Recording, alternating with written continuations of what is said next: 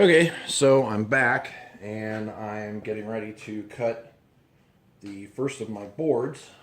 And I probably should have gotten my square and a pencil out before I started the camera up again. Because, like usual, I don't know where my stuff is and I'm gonna have to go hunting for it. So, probably pause this and I'll come back. Alright, I am back because, surprise, surprise, I actually put something away for once. That's why I couldn't find it. So I had to I take all my notes generally when I'm working on my phone. I put them in there, write them down because my phone is a Galaxy Note 5. Comes with a stylus. It is extremely, extremely useful. But when you're trying to record with it, I can't do all of that at the same time. So what I got to do here is I'm making 3 2x4s. Got to cut them down to 66 inches each. So, not that I am a safety geek or anything, but I will be wearing safety glasses, hearing protection, which I can't even imagine how cold these are right now, because it's like 30 some degrees outside.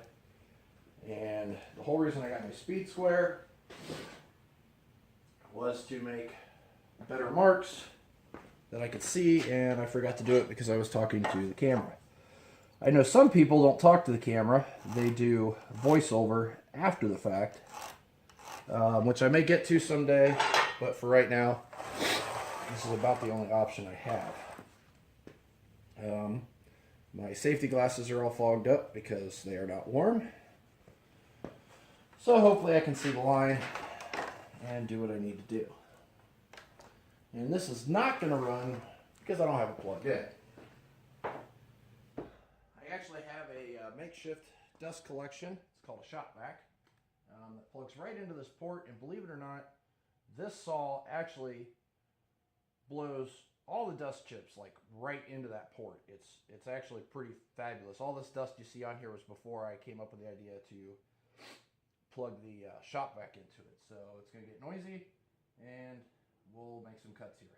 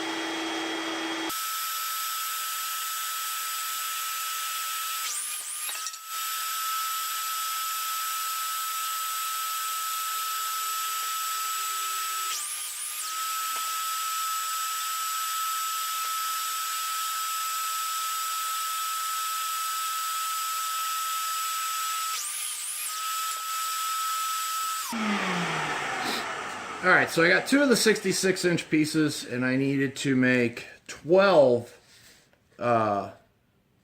24 inches because I'm going to cut some 4x8 sheets in half, make 2-foot shelves. So I need plenty of support for those, so I just took what was left over. I could only make 2 out of that. I saw that other piece laying on the floor, so I grabbed it, and I got to go get another big stick now, and we'll make some more.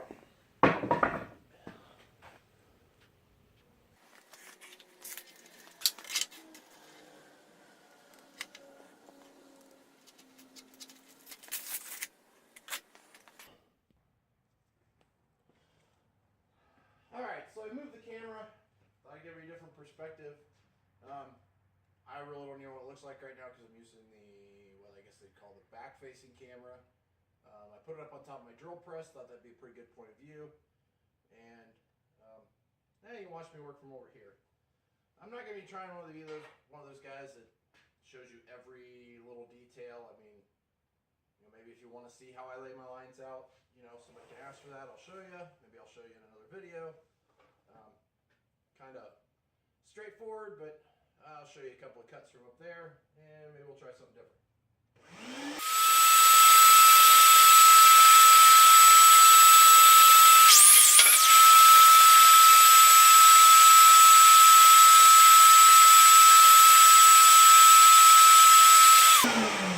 I only needed 3 of these. I don't know why. Good thing I was thinking about it before I almost made my 4th one, but I didn't need one. I do need 3 that are a little bit longer. So I'll have to scratch that line out. I wrote it on a cardboard box here. 67 and a half. I need 3 of those. So we will 67 and a half.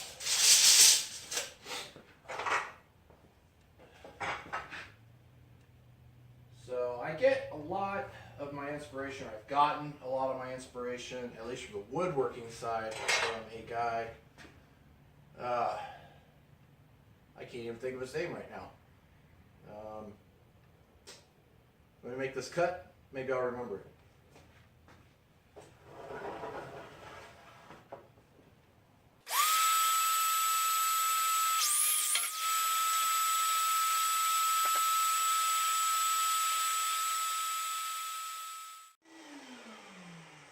So one thing, I don't know if you call it a trick or not, but something I've done in the past, because of the kerf of the blade, you can't just lay out, I know I can only get 2 24-inch pieces out of this, so I can't just make a mark at 24 and a mark at 48.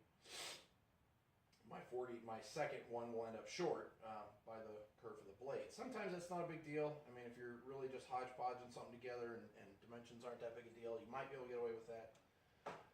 But something I've done, figured out how to do, is I will make my mark here, because obviously the more marks you lay out first, the faster things can go.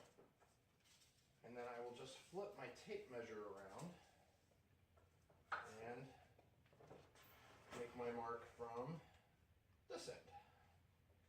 The tape measure will stay locked. It might be a little bit easier. And I still cannot remember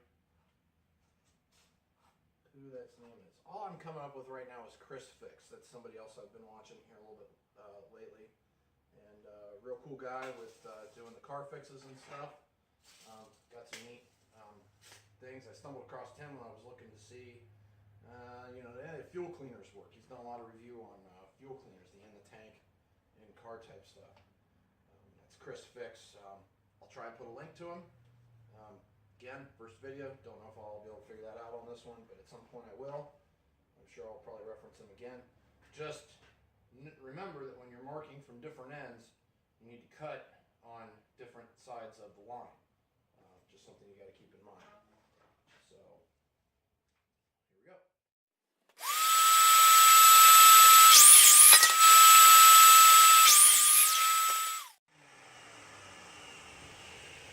we go. All right.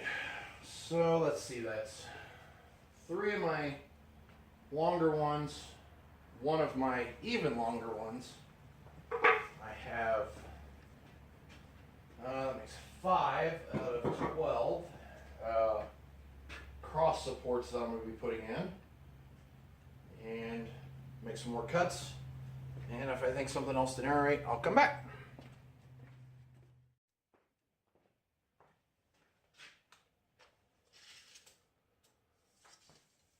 And I know some of you are probably thinking, boy, that lumber doesn't look so good. Well, I got a bit of a discount on it because, it was sitting at the back and people didn't want it. And all I was originally bought it for was to use as girts to put my steel up with them.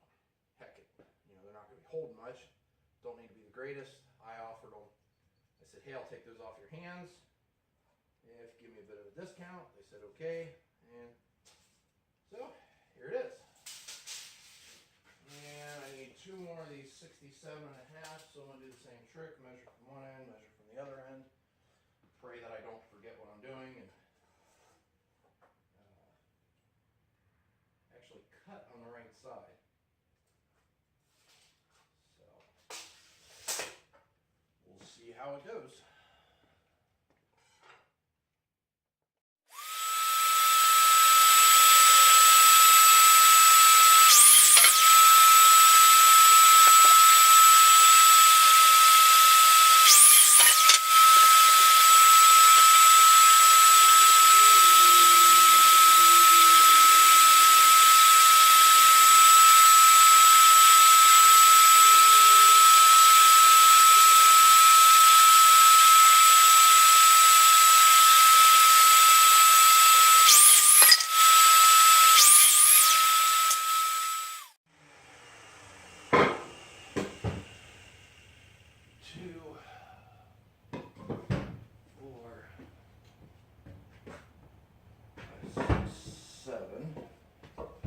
And in case you didn't notice, I moved my toolbox over here. It was over there.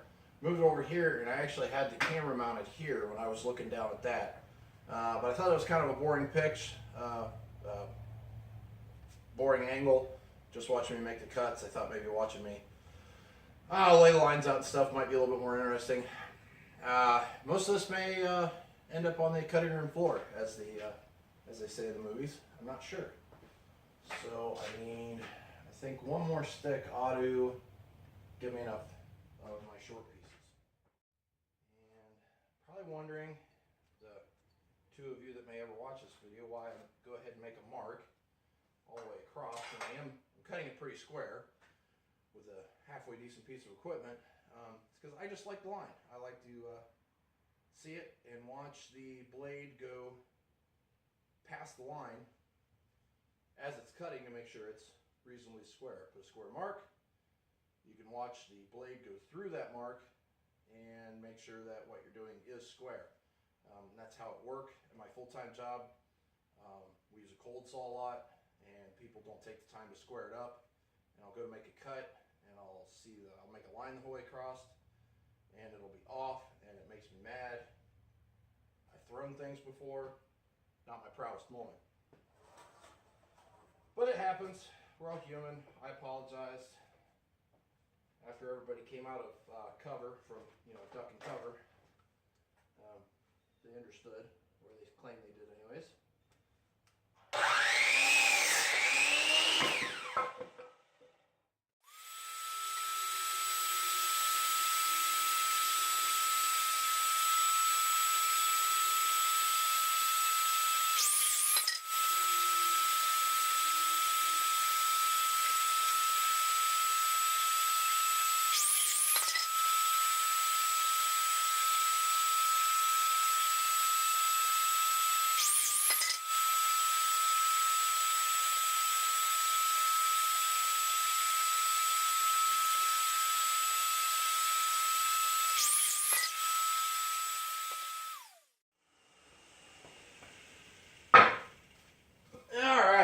So, I believe this is all of these that I need.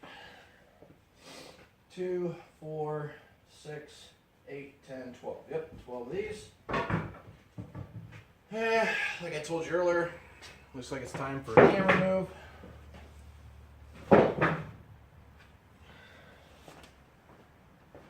You're doing some pocket holes.